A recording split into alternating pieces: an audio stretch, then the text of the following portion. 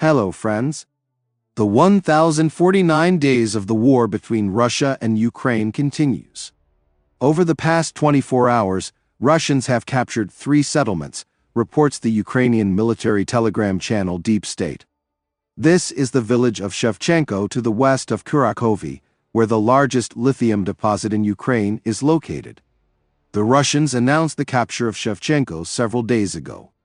Ivanivka, in the Lyman section of the Kharkiv direction, and the village of Lazova, in the Svatovi section of the Kharkiv direction on the eastern bank of the Oskil River, have also been captured.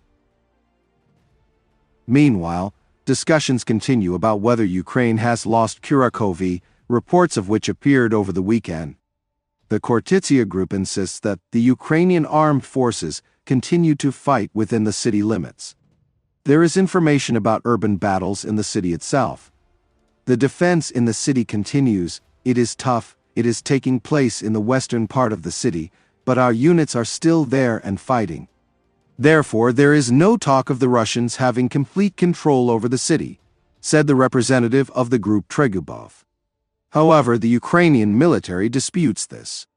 A soldier of the armed forces of Ukraine with the call sign Muchnoy, addressing the group Kortitsia, writes that it is enough to feed people with sedatives and asks the question, "What maps are you fighting on?" According to him, a representative of the group needs to come to the line of combat clashes and see what is really happening here. The editor-in-chief of the Ukrainian publication, Censor Butusov, also writes that Kursk is actually lost. He believes that now it is necessary to withdraw the remaining forces of the armed forces of Ukraine in this direction. And he reproaches the command for the lack of orders to retreat, which entails unjustified losses. The city of Kursk is actually lost. Our soldiers are heroically defending the industrial zone on the outskirts of Kursk and a very narrow wedge, along which all logistics for several brigades are carried out under constant enemy fire. Defense in such conditions is disadvantageous for us. The tactical advantage is on the side of the enemy. We are losing people in battles with the enemy, who has an overall superiority in forces.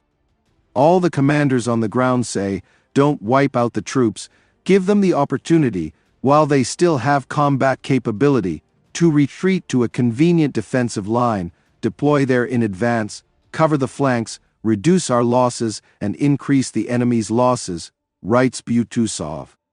According to him, the decision to retreat to favorable lines now would be completely justified by the situation.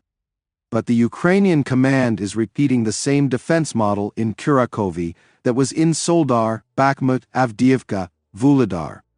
When the enemy has already penetrated too deeply, there are no forces to push him back, but the troops are ordered to hold out as long as there is someone there to carry out the order, despite the fact that the ratio of losses to the enemy is unfavorable for us.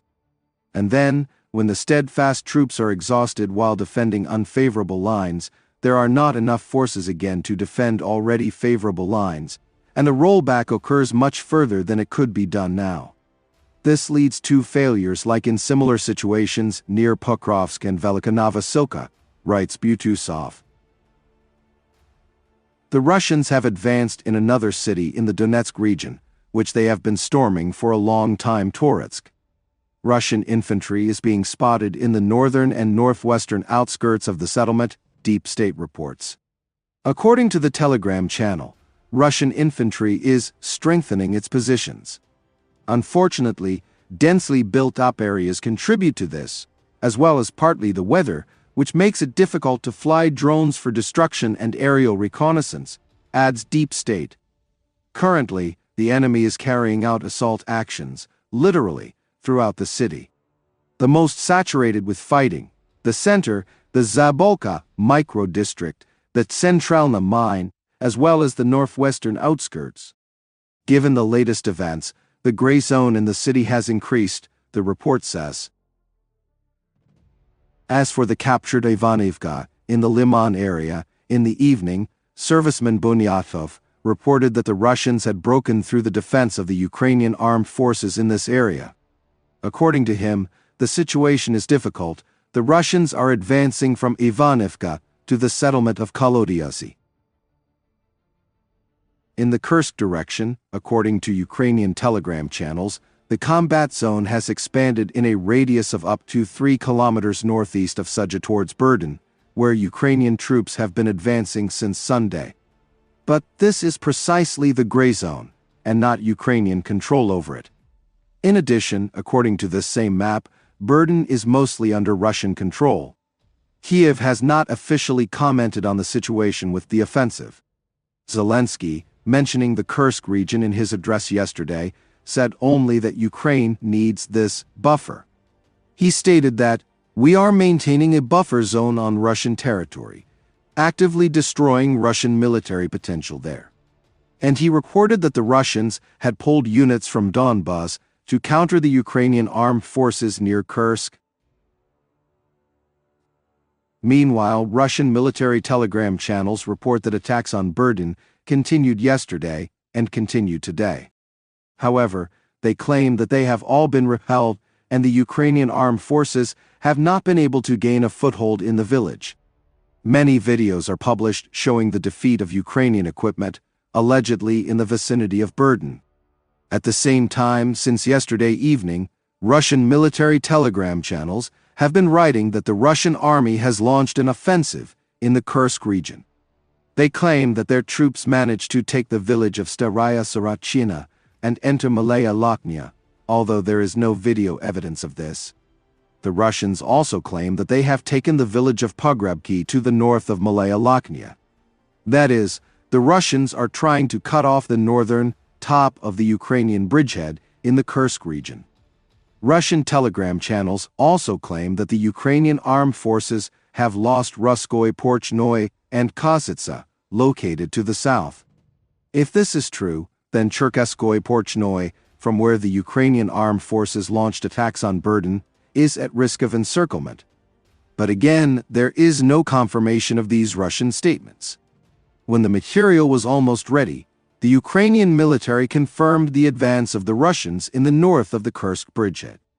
In the north of the Kursk bridgehead, the enemy has been advancing over the past few days. This is due to the fact that mixed groups consisting of Russian and Korean attack aircraft were used for the first time. A lieutenant of the Ukrainian army with the call sign Alex wrote in his telegram channel. Today, reports were received that the Russian army has already acquired North Korean 170 mm long-range self-propelled artillery units Coxon at the front. Russian telegram channels report on them and publish videos. The firing range of this weapon is 40 kilometers with conventional shells and 60 kilometers with guided ones. Let me remind you that the standard Russian artillery has a firing range of 25 to 30 kilometers. And the North Korean gun is thus approaching the range of NATO artillery. The Western press wrote about Russia delivering this self-propelled artillery unit back in November. Then they were seen being transferred via Russian railways. Today, Trump made a statement in which he believes that the Biden administration made a mistake in promising Ukraine accession to NATO, since Russia opposed it. In it, he made it clear that Ukraine may never join the alliance, and this was always understood, and also that the prospect of joining NATO provoked the war in Ukraine. So, a big part of the problem was Russia for many, many years, long before Putin said that Ukraine could never be involved in NATO. Now they have said it. It is, as it were, carved in stone. And, somewhere along the line, Biden said, no, Ukraine should be able to join NATO. Well, then Russia has somebody right on their doorstep, and I can understand their attitude toward that. A lot of mistakes were made in those negotiations. And when I heard Biden conducting those negotiations, I said, you're going to end up in a war. And it turned out to be a very bad war. And it could escalate. This war could escalate to a much worse state than it is now, Trump said. Asked by a reporter if he holds the position that Ukraine can never join NATO, Trump replied, well, my view is that that was always the understanding. In fact, I believe they had an agreement, and then Biden broke it. They had an agreement that would have been satisfactory to Ukraine and everybody else. But Biden said, no, you should be able to join NATO. Friends, this channel exists solely thanks to your support. If you have the opportunity and desire to support the channel, I will be very grateful to you. I also want to ask you to leave comments. This helps promote the channel. Thank you very much and see you in the next video.